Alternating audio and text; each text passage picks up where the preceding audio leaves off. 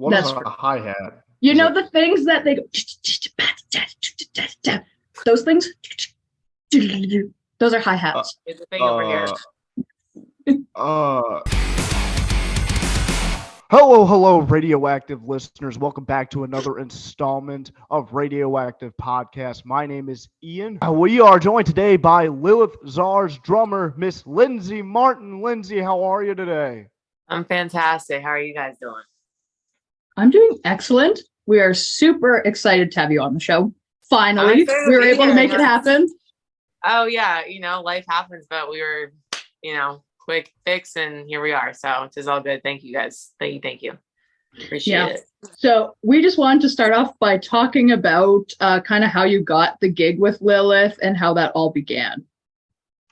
Dang. All right, let's hop to it. So it was the summer of, oh my gosh, is it 2019? Pre-COVID, obviously. So that must have been 2019. So, my schedule kind of lightened up. I'm like, oh, fuck, I need a gig. I need to do something. I need like a touring gig. Like, I'm not just going to sit around all summer waiting for something, whatever. So I'm hitting up everyone I know. And even people I don't know, I start introducing myself. Hey, my name is Lindsay. I'm a drummer, available, blah, blah, blah. Right. So there's an app. It's a musician's like networking app. And I see this guy, Lonnie. I'm like, oh, he looks cool. Guitarist, bass, whatever he was doing at the time. I'm like, oh, cool. You know what? I'm going to just message him. I have no idea who this dude is. But I'm like, you know what? Fuck it. Like, he doesn't know who I am. I want to introduce myself and maybe he knows someone, right? Oh, hey, Lindsay. Yeah, actually, I do. So, yeah, someone I know or someone I'm working for, I've heard needs a drummer for a tour. I'm like, oh, awesome. Cool. So he sends me the info, I think, for the guy who was putting the audition on. And he told me, yeah, it's for this artist, Juliet Sims, blah, blah, blah. I'm like, cool, awesome. Like, I'm familiar with her music and so on and so forth. And yeah, I got the gig, not got the gig, but Lonnie Eagleton's the one that kind of linked me to that audition. I remember it was at Musicians Institute in Hollywood. And it was me and a bunch of other dudes. And I think couple girls and for drummers, and I was so eager and just so hungry for a fucking gig. I remember I learned the songs, and mind you, I've never met Juliet in my life. And when I was done with my thing, I literally walked off the stage. I'm not kidding. I walked off and I looked her dead in the eyes and I said, I want this fucking gig more than all these other people here, and I will outwork and do whatever I got to do to get this gig, but I want it more than them. I just left. And that was that, right? So I did my thing, like, man, waiting.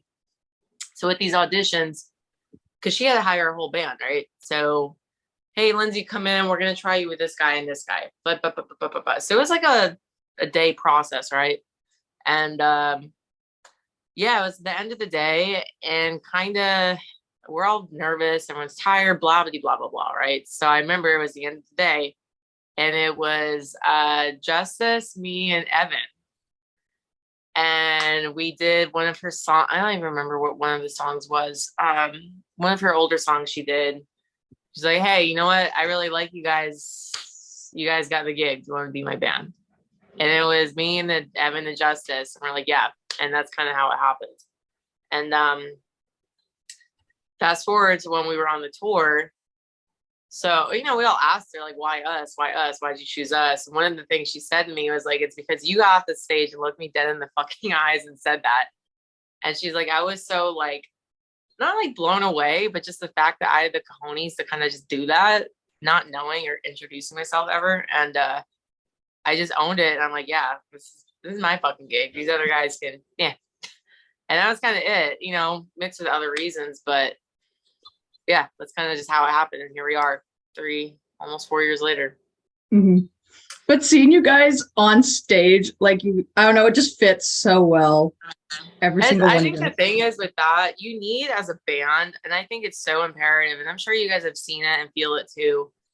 The energy on stage and the chemistry with the band on stage is so important, almost as important, I think personally, as it off the stage. And you know what I mean? And we love each other like family. You know what I mean? Like, they're my bros, she's my girl. Like, you know what I mean? Like, So we already love each other off stage. We're always laughing, picking at each other. Like the brothers and sister I never wanted, but I got. And now we're stuck together. And I love these fuckers more than anything.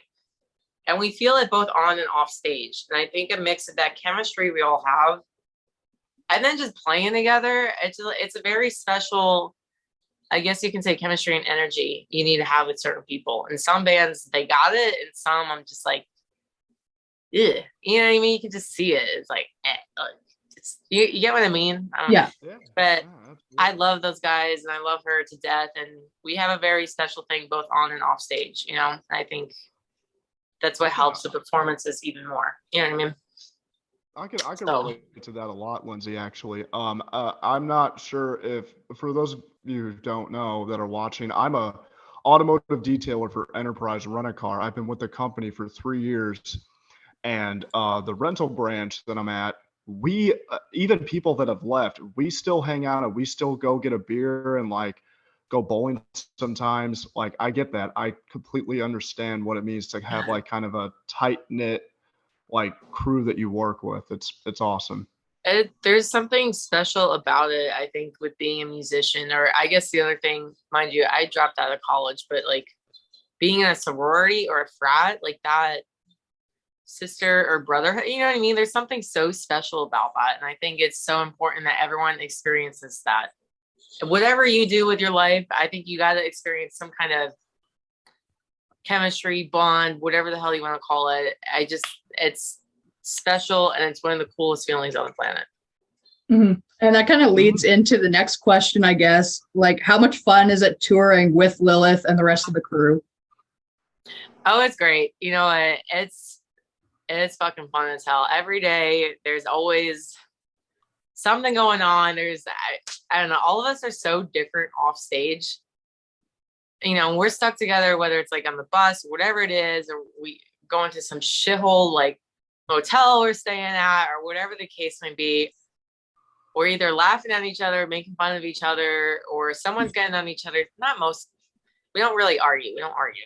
But sometimes, you know, when you're stuck with someone, but it's super fucking fun. And just like the memories and experiences we've all endured. Like, we got stuck, like, for example, and no, sorry if I offend anyone with saying this, but in Worcester, Massachusetts, we were stuck there for 3 days in a snowstorm. Not the nicest of places we've been to. I'll keep it like that. The hotel we were at was disgusting. So we're all like, ew, we're freezing outside. And the closest restaurant we had was like Outback. So we got stuck eating Outback for like 3 days. And now we see an Outback and we're like this, like we never, and like, you just remember those moments of like, God, don't miss it. Don't know. Or the time we got stuck, it was our first tour and the bus door was like jammed, could not open it. And that's the only way on the bus. Right. So it was like Julia, Evan, and I, and Justice are like, all right, who's the littlest one here? And we're like, Justice, you have a flat butt. You're skinny as hell. So we hoist him in there. We're pushing his butt. The three of us, like, just get in there. Get a break through the driver's side window. I remember Evan telling me that story, and I was laughing. Oh my God. Yeah, it's like, all right, we're all checking each other out. I'm like, Justice is probably the skinniest. He's got no butt. Obviously, he's got no boobies. You're going. So we all just hoisted him up and like, go. And yeah, it's pretty great. You know what I mean? So that's how we've, you know, and I think we've dealt like a lot of like, with a lot of shit, I guess you could say. I mean, any band endures it. But I will say, knock on wood, out of all the tours and all this stuff we've been, even after the pandemic, the band itself, we never got COVID. You know, certain things like we had to postpone and stuff because the other bands did. But the amount of shit we had to go through, thank God we never got COVID. It's like, wow, guys, we're the opening band. You know, we've had to deal with some shit, but we never got fucking COVID. Like that. Life dealt or gave us some stuff we don't want to deal with, but we spared the COVID thing. Thank God. You know what I mean? So you look back and it's like, you know, you eat, sleep, shit, breathe with these people, you know, for weeks on end, and it's family and you just endure so much. It's like, wow, we got to experience so much life together. Who would have ever thought? Strangers 4 years ago. You know what I mean? So, so this is relatively fresh then, right? Yeah, it started 2019. right? That was the first tour, the Disrupt tour, 2019, I think. Yeah. It's so funny you bring that up. It's so funny you bring that up because listen, I don't look. You probably I've seen Juliet Sims and then Lilith Czar, right? Because in 2019 Oh yeah, she was yeah, still going by that, yeah. and by God, Disrupt, Rockstar Disrupt, when it came to St. Louis, right? It was rainy, it was wet, everybody was soaked, but we were underneath the amphitheater, and you guys were awesome. I knew of Juliet Sims because at the time because of Blackville Brides, Andy is married to Juliet, and then I Yeah, yeah. kind of heard, oh, she's got this project going on, and I checked it out, and I'm like, huh, they sound really good. And then I saw you guys for the first time. Lilith is probably, and Victoria, I'll send you a picture here to kind of throw in there. She's gonna remember me as the guy in the poncho, and when you see the picture, you'll get it. But dude, the time frame between Disrupt Festival 2019 in St. Louis and the last time I saw you guys at the Trinity of Terror tour in Chicago, Illinois, when you guys took the stage in Chicago, my jaw dropped. I was Really? like, holy shit. The sound, just the overall like atmosphere, like I saw Evan or Justice up there. They were like rocking out, looking at each other. And you were up there doing this and this. And Lilith is just up there like Cleopatra, right? Yeah. And I was That like, sounds about holy right. shit. Yeah. Well, thank you. That if I remember correctly, Chicago, it was like an older theater, right? Aragon Ballroom. That was one of the fucking coolest places I feel like we played at. Like I've never seen a place like that so like old and just it's not like I don't mean it's in a bad way. It was just cool. I don't know how to describe it, but that venue, I remember it was dope as hell. Yeah, I think between Disrupt and now, obviously COVID, whatever, took a break. She did a whole rebrand, and I just something, we were hungry as fuck to get back. She had this new album that just kicked ass. Like, oh, this is rocket, and she changed her whole thing, and it's like, oh well, let's fucking just blow this shit up. You know what I mean? So, I mean, her music's super fun to play too. I can't have not have a good time listening to it, or let alone playing it. And the boys, they feel the same way. It's hard not to have a good time playing it. So. Well, I think that kind of brings us to our next question.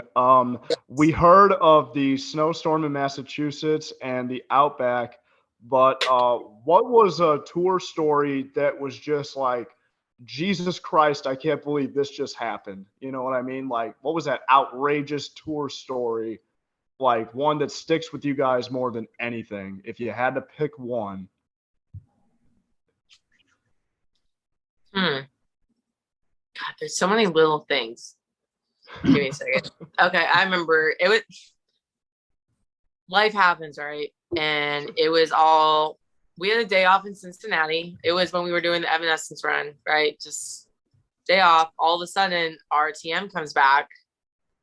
We're just casual day off. We're back at it tomorrow. No big deal, right? I'll just do everything.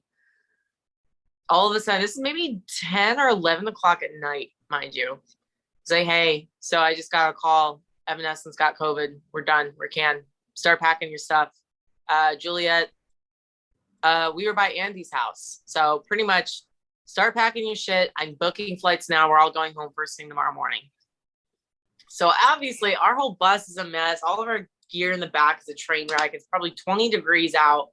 We're all bummed, like COVID, so we're all devastated, bummed, scrambling to get our shit together. Andy's parents, I think they live 15, 20 minutes away from us. So we're all scrambling. All right, we got to get the bus back by a certain time. All of our flights are super early in the morning, scrambling, crying, freaking out.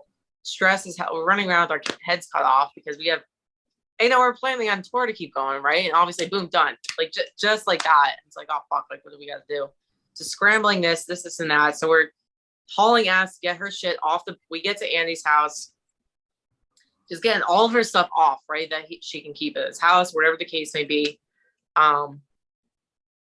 we leave by Great Run, but then we have to drive like 2 hours or something closer to the airport. So we're still packing, cleaning up, whatever we got to do. We kind of sleep, but not that much. We end up in some shitty hotel parking lot for the night. Wake up super early the next morning. We're all like, holy, like just within the, I don't know, 12 hours of say how like shit can just change like that. All right, bye. Sorry, love you guys. We'll see you when we see it. That was that. I'm like, what just happened? You know what I mean? Like, yeah, it was a pandemic and all this stuff. It's like, damn, life can just,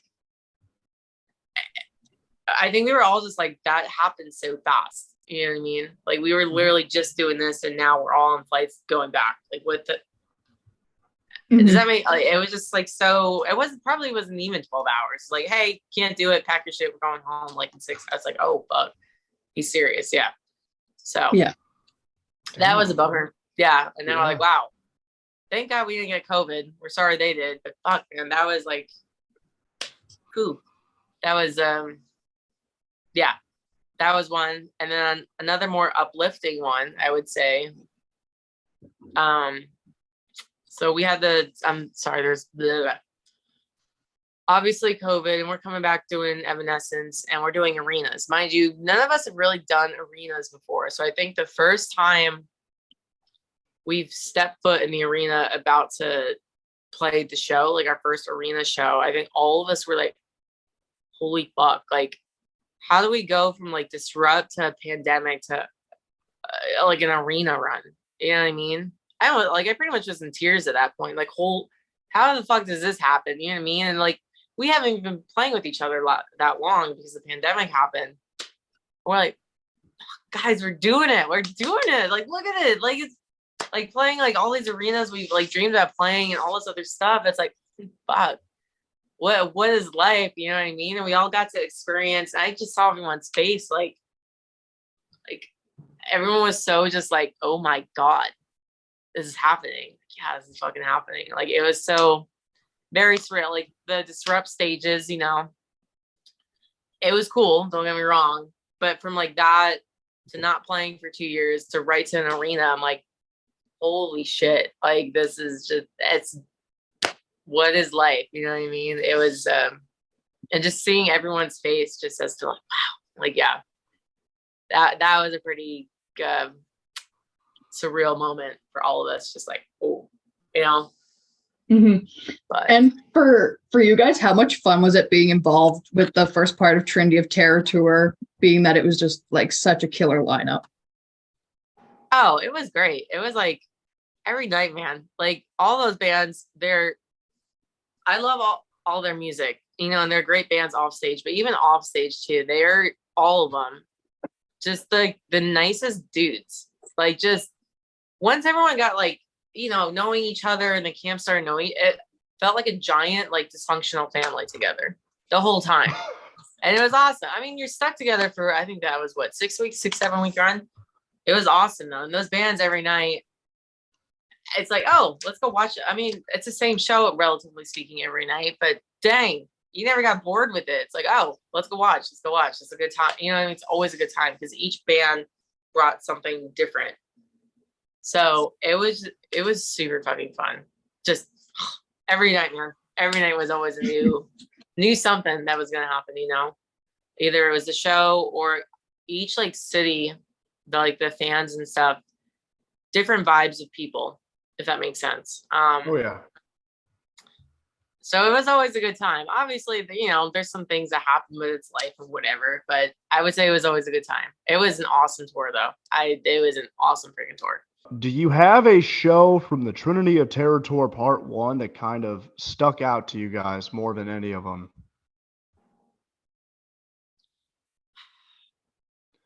Yeah, there was a couple. I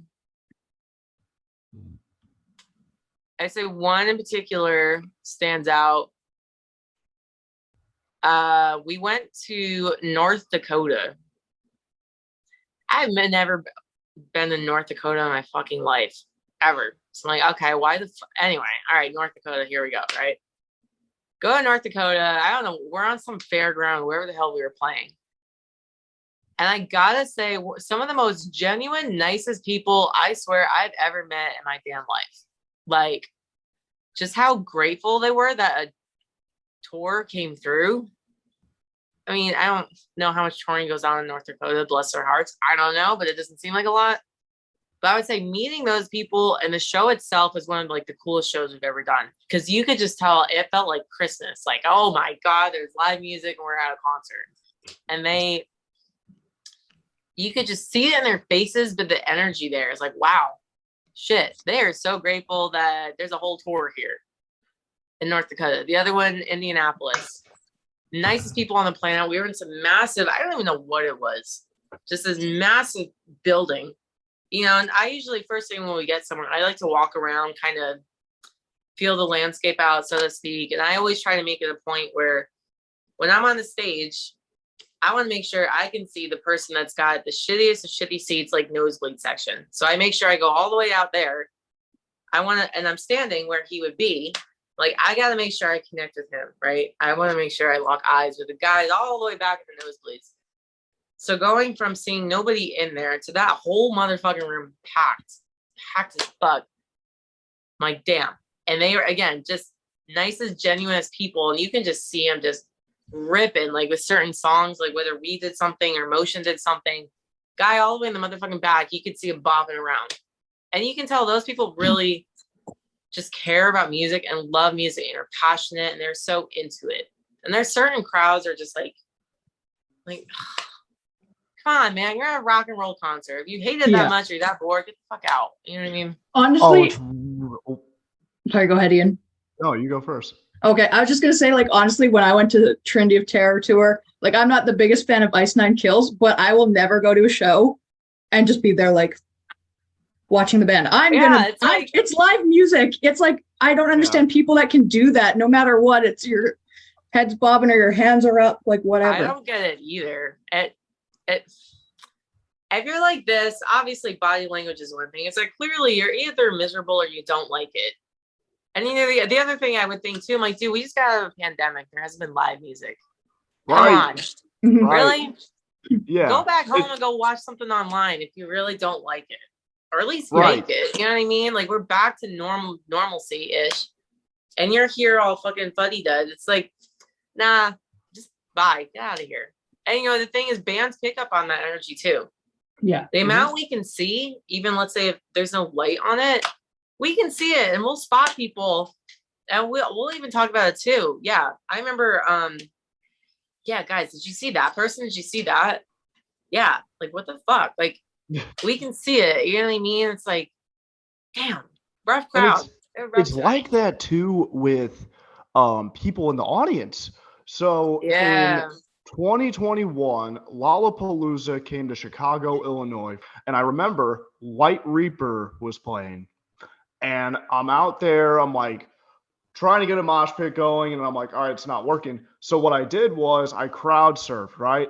That lasted for about 5 seconds, and then I went tumbling down to the ground, and I accidentally landed on this group of girls, and they turn around disgusted. They're like, what the fuck is wrong with you? And I look at them and I'm like, you are at a rock and roll show right now. The band that's playing is a rock band.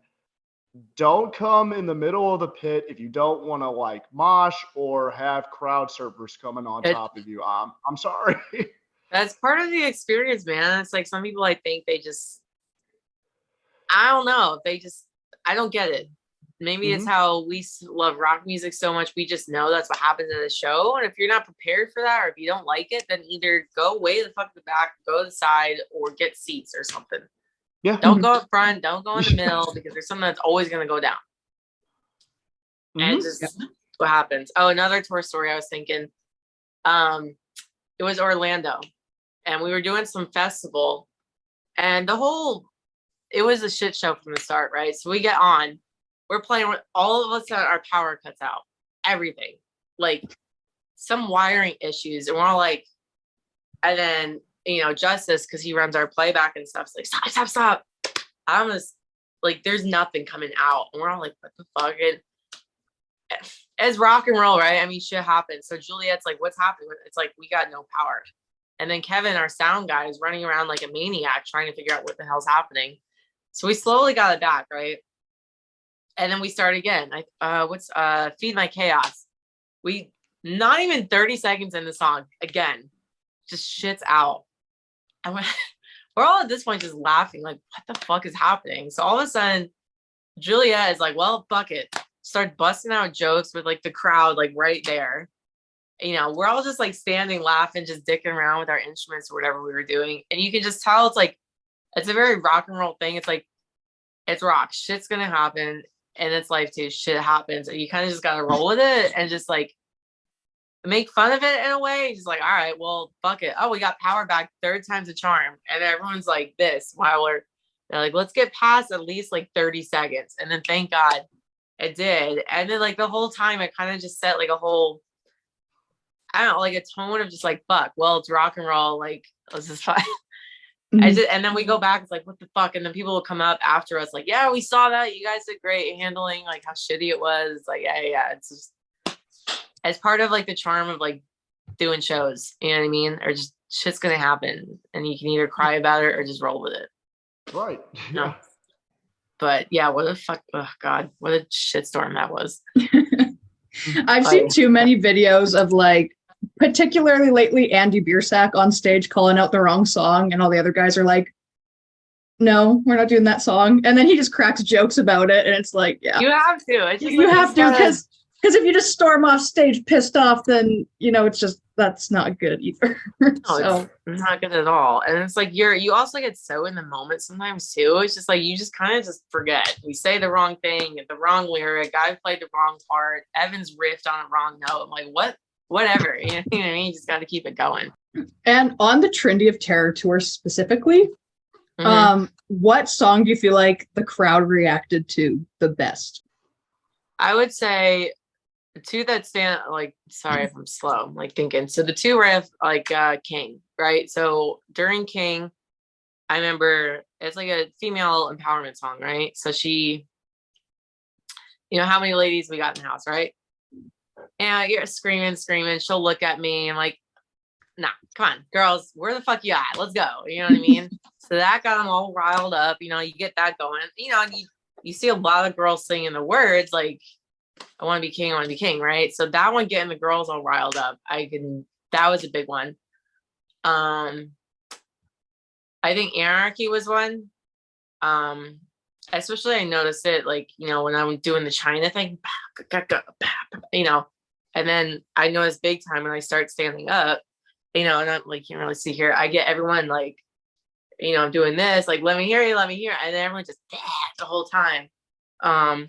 Certain moments like that, I would say, and even like Stevie Nicks, like the Edge of 17 we did, when people started like noticing, oh, this is like Stevie.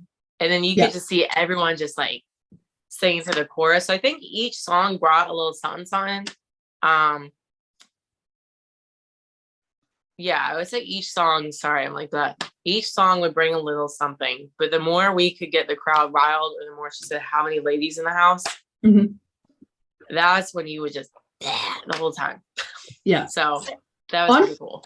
On the Trendy tour, I was actually super impressed that like you guys as the opening band were able to get the crowd going that much, because I've been to shows where there's an opening band and people are just like what we were talking about, just watching it. Like who the fuck are these guys? Like like why are they even here? Like, let's get to the headliner. But when you guys got on stage, I remember looking around me and people were like, oh shit, like this is actually really good.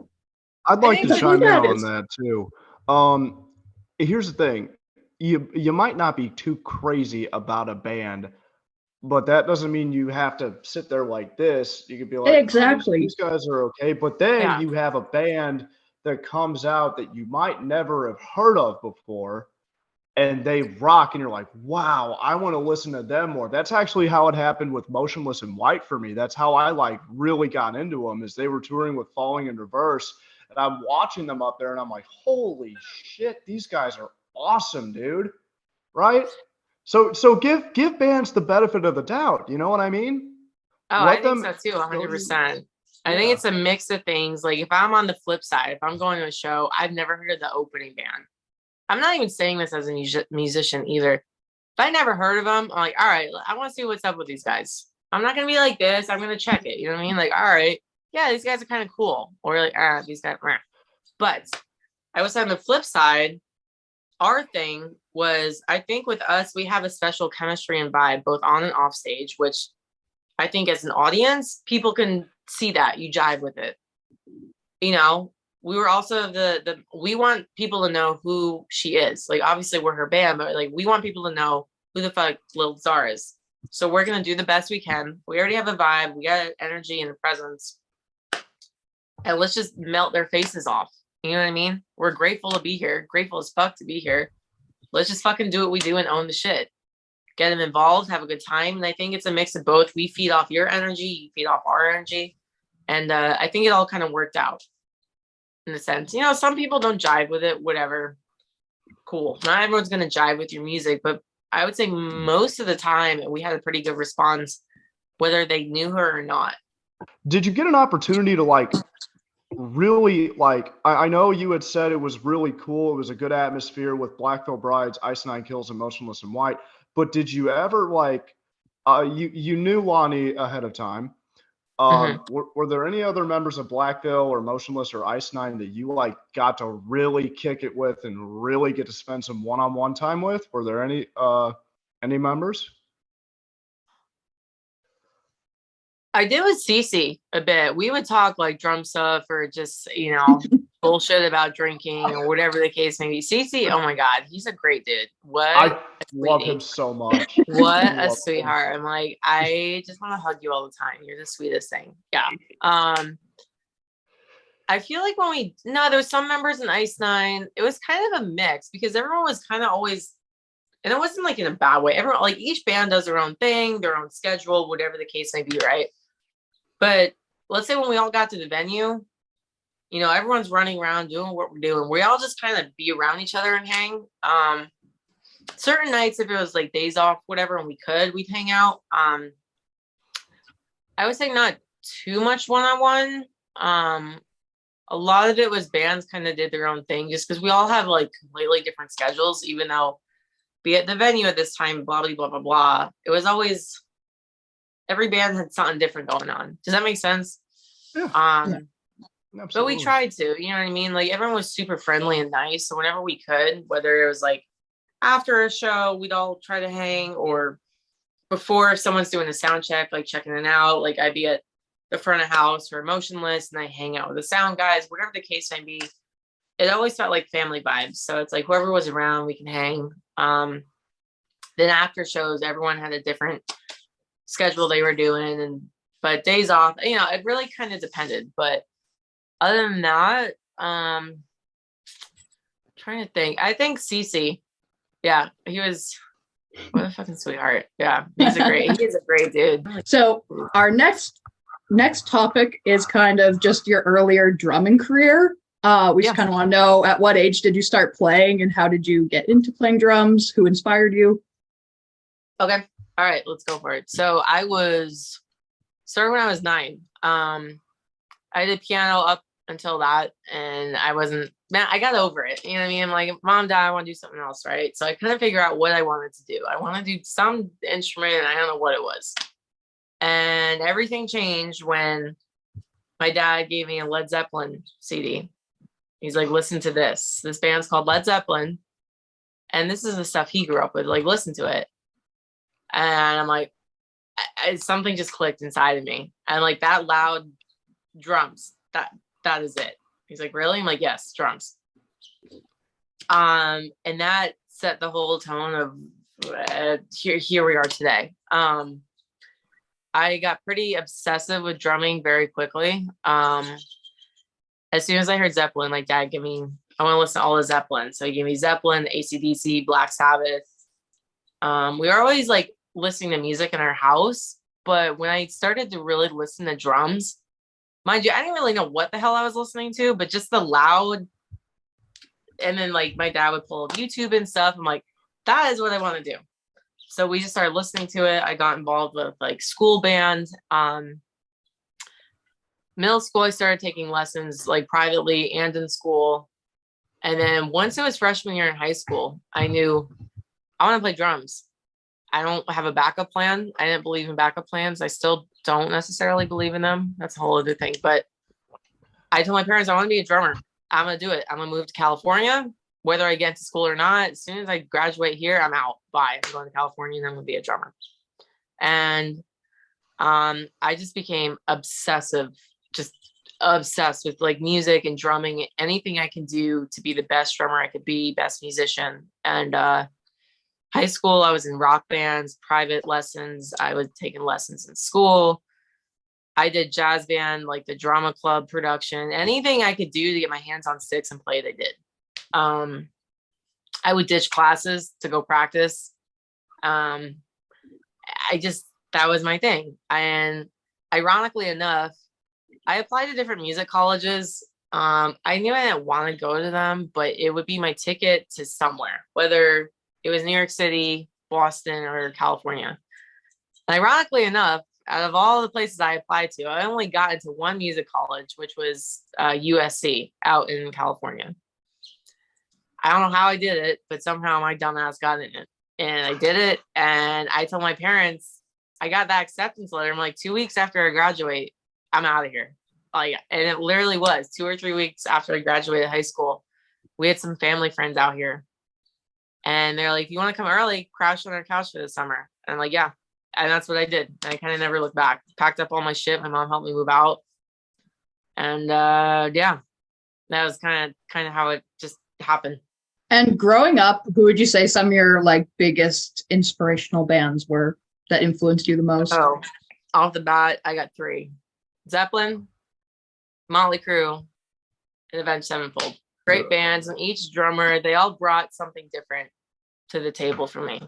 And I listened to those bands like religiously. It was almost disgusting how much I listened to them. But those are like my 3 biggest bands, and those drummers, everyone served a purpose, if that makes sense. If you could pick like one favorite drummer, do you have like one drummer that stands out the most? Don't do that to me. Don't do that to me.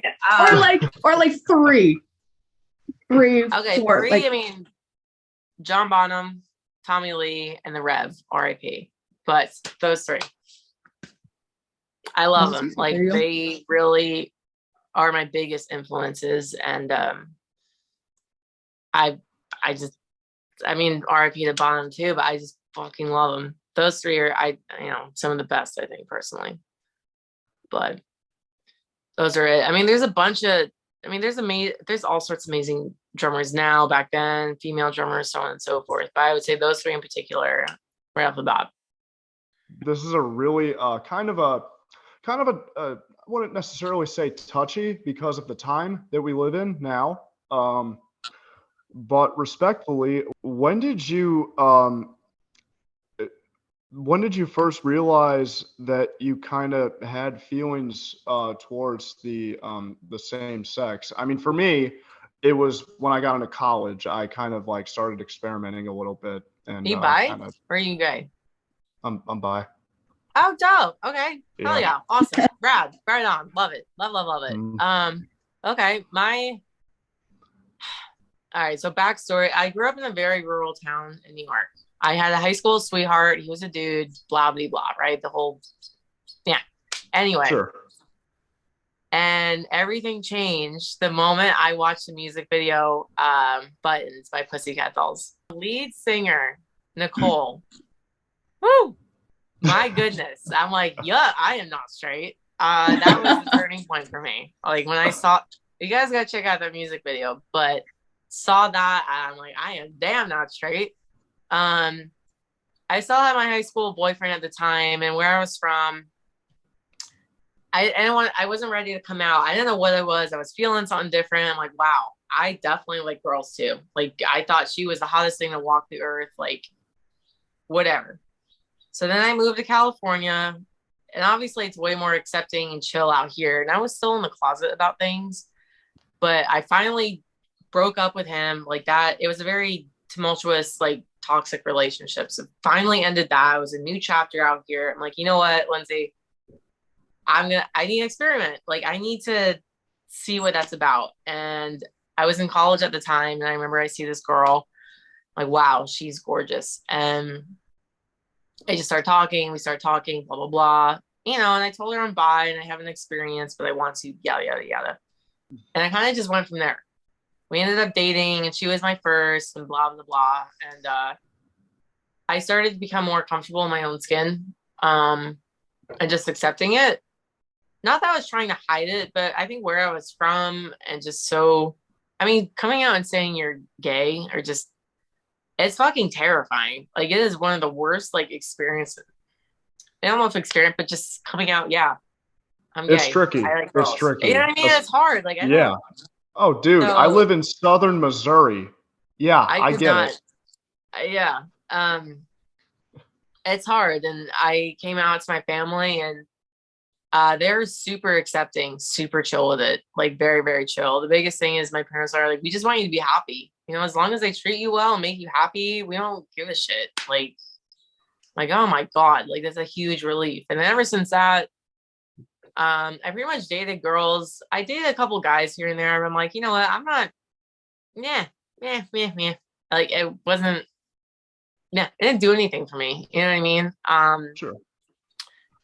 Yeah, I dated girls, and then I stumbled upon Paige on Hinge, like, I guess almost 2 years ago. I'm like, I'll be a date, no big deal. I wasn't trying to find anything serious. And then fuck, here we are 2 years later. We live together, I know she's the one, and yeah, kind of just happened. But yeah, I think I knew since high school. And Nicole was the one that was the game changer, was the eye-opening. Oh, I'm not straight, and came out here and realized I'm bi. And then I kind of just led him lesbian. Yeah. I love dudes. Like, I have guy friends and stuff, but I am definitely into chicks for sure. Sure. But so that brings me to my final question for you. yes. We're talking about the time that we live in, some of the places we kind of grew up in or we travel to. Not every place is going to be accepting. Sad as that is to say, when I was in high school, I was a member of the Gay Straight Alliance for a little bit, for a period of time. And a lot of people would kind of face bullying, harassment. Yeah. Maybe not necessarily just for that, but for other things too, like being weird, listening to metal music and dressing in black. You know what I mean? So Yeah. if there was anything that you could say to someone who is currently or has been harassed or bullied, whether it be online or in person, what kind of advice would you give them? God, I'm thinking you're gonna make me cry, because I remember I used to be one of those people. I was bullied and picked on a lot. If I can look back and tell someone, you gotta stay true to yourself. Believe in yourself. Nothing's wrong with you. You are who you are. And I think, I'm not trying to get religious because I'm not very religious, but God made you a certain way, and he dealt you a deck of cards he knows you can handle, whether you believe in God or not. And I think you stay true to yourself and believe in yourself, and don't let those negative, scummy shitbags, sorry, but it really angers me when people get bullied and picked on for being themselves. They are weak, individual-minded people. Do not let them get to you, because either they're envious of you or jealous of you, or they got their own demons they can't deal with. That's why they're taking it out on you. Love who you are, love yourself, believe in yourself, and don't cater or change to anyone because of how they're making you feel. As hard as that is, as fucking hard as that is, don't ever change who you are. And I always say to reach out to people. There's so many, and that's why I always say to people, like, reach out to me on like Instagram. I check my DMs, all that stuff religiously, because I want people to know there's outlets. If you're feeling low, if you're feeling bullied, if you don't understand this, there are so many places and people that are there for you and want to help you and that understand what you're going through. So whether it's you DM them or email them or find them somehow, reach out, get help. Not even getting help, but you want to get the support you need from people who understand. Fuck everyone who else is belittling you and all this other bullshit. Because I guarantee you, and I look back now, the people that picked on me, those motherfuckers are miserable, still stuck in the same shitty place they were 10, 15, 20 years ago. You know what I mean? Yep. They don't fucking change. They're not going to change. And I remember it was a few years ago, one of the bullies reached out to me and apologized. And I pretty much said, fuck you. Now you're reaching out because you're miserable and all this other BS back home and you're seeing what I'm doing. Now you're apologizing? Fuck you. No. You didn't apologize when you made me cry, when you made me hate myself. I was suicidal. I was depressed. You only made it worse. Now you only give a fuck because maybe you slightly grew up. You saw what I was doing. And you're still some miserable prick back home. No, that's not how this works. So I would say to the younger self, as I said, I know I'm repeating myself, stay true to who you are, believe in yourself, stand your fucking ground, and don't let like scumbags like that bring you down. Because they all got their own personal inner demons that they can't handle, hence why they take it out on you. I don't like it. I've been through it. It seems like you've been through it. Maybe you've been through it. I don't have patience for that. I don't like it. It's just, I'm very cut and dry with it. I don't do all of it. And if I see someone or I hear about it, I have no problem getting in your face, standing up for them or myself. But you don't know what that person's going through. Yet you feel like you can bully someone and because of fuck you. No, I don't jive with that very well. You know, everyone has their own, let's say, issues or whatever the case may be. But musicians, I think, you know, maybe you guys get this too. What we wear, what we listen to, what we look like. You're always like, oh, you're weird. What's wrong with you, man? Blah, blah, blah. Yep. It's like nothing's fucking wrong with us. We are who we are. Just because we don't fit the norm of wearing, I don't know, preppy clothes, or we don't know this new trick, the TikTok trend or whatever the hell is going on. Yep. You get belittled for it. You get pushed. And it's like, really?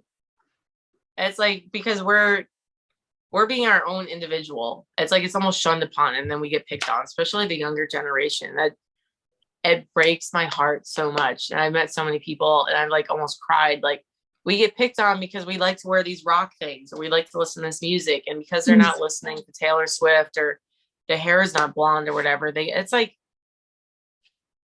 what the fuck? Like, it angers me so much. Like, why you feel the need to pick on someone? I get it. Yeah. You know what I mean? It's just, couldn't have said it better myself. I mean, dude, so many people as I got older, when I got into college, even in Cincinnati, Ohio, Cassidy kind of looked back at me, and these people say, never change. Don't change who you are for anybody. And in high school, it's like you said, you know, we try to conform to fit in with the popular crowd. Like, I was going to parties I should not have been to with all these preppy kids that were cool or worshipped in high school. And now you look at them when they get out of high school and they're miserable.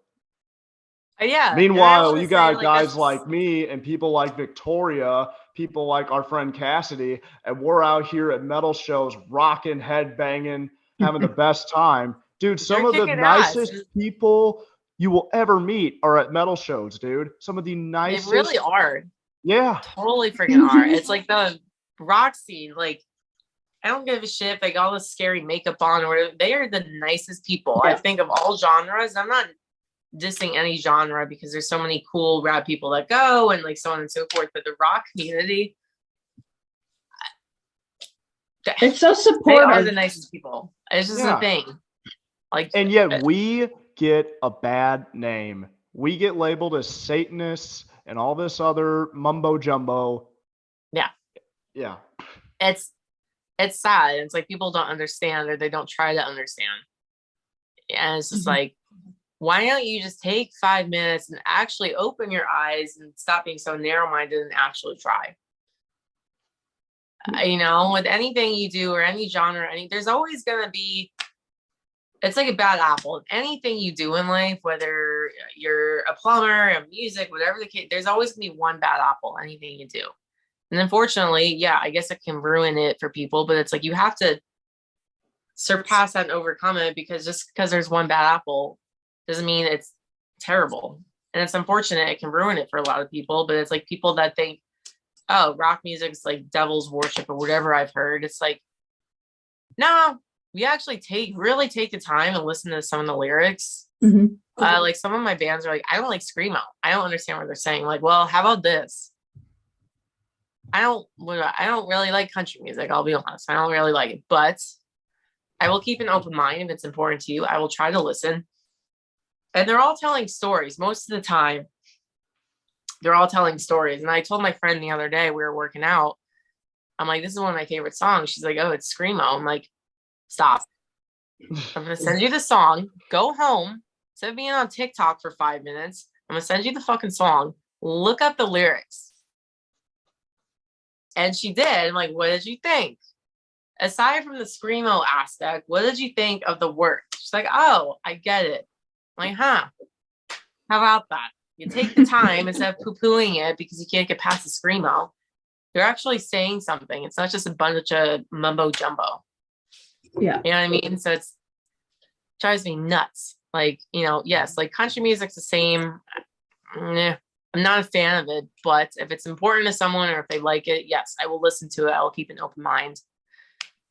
But it's just, yeah, I know I kind of went on a tangent, but that makes sense. That making sense, you know? Like, it's just, yeah. But no, sorry, like back to the bullying thing. That shit just gets me so bad. Like, no one should ever have to deal with that ever.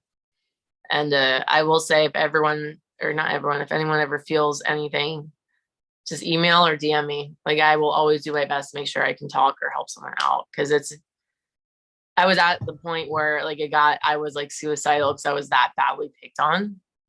So it's like, I get what it's like to be that fucking low and just feel like there's no way out, so to speak, as awful as that sounds. But there is a fucking way, and there's people there for you that want to help you, and we'll get there and help you get out of that. I think that's a really good way to wrap it up. Lilith Czar, that'll be so easy because all you have to do is fingerspell, right? Yeah. So we're gonna do it together as a unit. Okay, I'm gonna stink at this, but okay. Ah, you're fine. You're gonna do fine. So L I.